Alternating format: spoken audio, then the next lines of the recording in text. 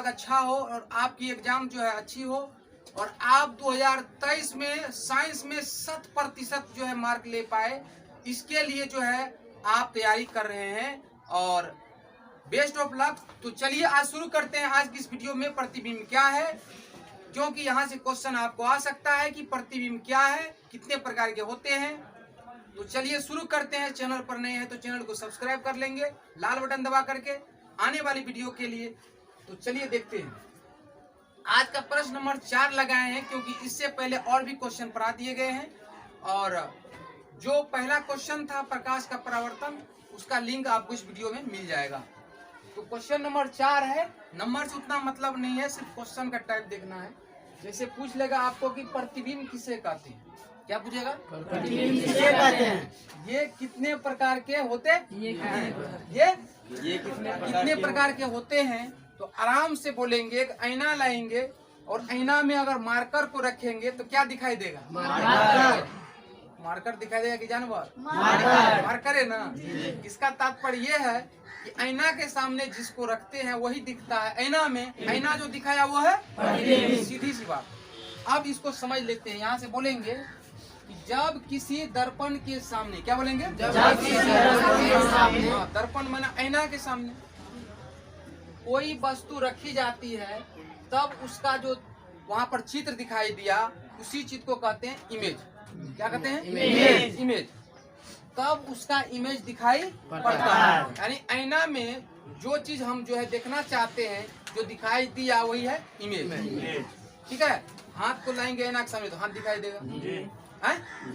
कलम लाएंगे तो कलम दिखाई देगा। बात सही है जी। एक बार फिर से बोलेंगे कि जब किसी दर्पण के सामने कोई वस्तु रखी जाती है, तब उसका इमेज दिखाई देता है या दिखाई पड़ता है। बस वही है इमेज। ठीक है।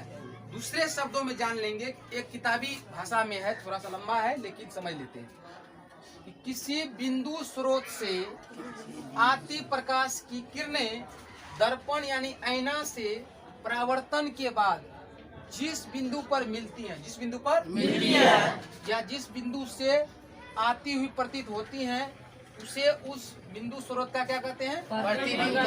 प्रतिबिंब कहते हैं। अब इसको प्रैक्टिकल कैसे करेंगे? मान लो ये आईना है। क्या है? है नहीं, ये तो हाथ है। तत्काल मान लेते हैं, तत्काल मान लेते हैं, तत्काल मान लेते हैं। ये क्या है? आईना है। और आईना के सामने में जो ये मार्कर लाए हैं, तो इसका मतलब ये हुआ कि बाहर से रोशनी है। क्या है? रोशनी है।